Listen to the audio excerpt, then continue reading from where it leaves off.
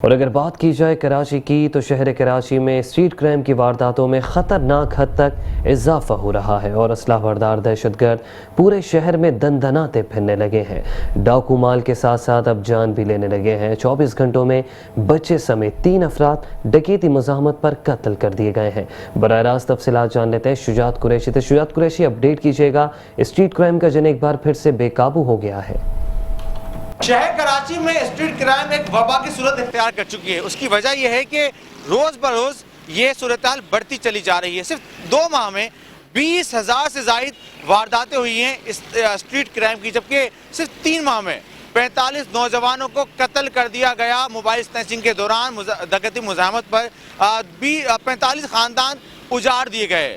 یہاں پہ ہماری شہریوں سے بات ہوتی ہے تو شہری یہ کہتے ہیں کہ ہم ایک ذہنی اذیت میں مبتلا ہو گئے کہ جب گھر سے نکلتے ہیں تو یہ سوچ گھر سے لے کے نکلتے ہیں کہ آیا جب ہم واپس آئیں گے تو ہم محفوظ رہیں گے یا نہیں، یا ہمارے موبائل چھینے نہیں جائیں گے۔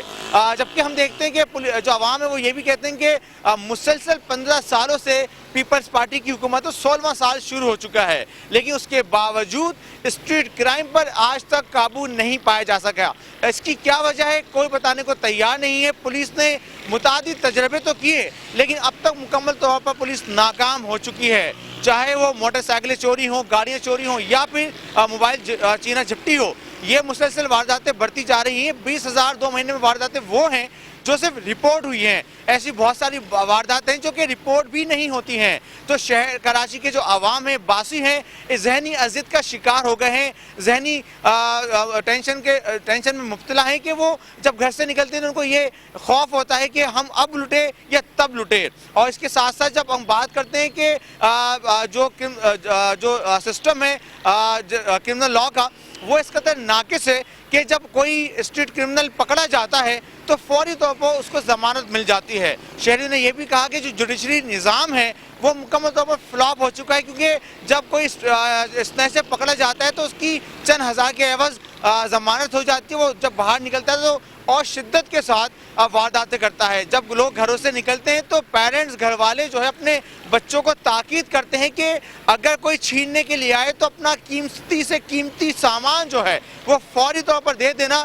مزاحمت نہیں کرنا۔ ایسی بہت ساری وارداتیں ہیں جس میں ہم نے دیکھا کہ نوجوان قتل کر دیے گئے، چاہے اس کی بہت سے نوجوان ایسے بھی تھے جن کی کچھ ماہ پہلے شادی ہوئی تھی یا کچھ ماہ بعد شادی ہونی تھی، کوئی عمرے کے لیے جانے کی تیاری کر رہا تھا یا کوئی دوسری پلاننگ کر رہا تھا۔ لیکن ہم دیکھتے ہیں کہ دن دہاڑے دندناتے پھرتے اسٹریٹ کرمنل جو ہے شہریوں کو لوٹتے ہیں۔ بے یار و مددگار شہری گھر سے رزق حلال کمانے نکلتے ہیں، لیکن ان کے ذہن میں ایک چیز ہمیشہ رہتی ہے کہ ہم آج لوٹیں گے یا کل۔ شہر کراچی کے 90% لوگ ایسے ہیں جو لازمی لوٹے ہیں۔ کوئی ایسا شہری نہیں ہے جو کہ کبھی بھی لوٹا نہ گیا ہو۔ اس کے اگر سراؤنڈنگ میں کوئی بھی ہو اہل خانہ میں تو وہ لازمی 1 سے 2 بار لازمی لوٹے گئے ہیں۔ تو اس وبا کو قابو کرنے میں پولیس مکمل طور پر ناکام ہو چکی ہے۔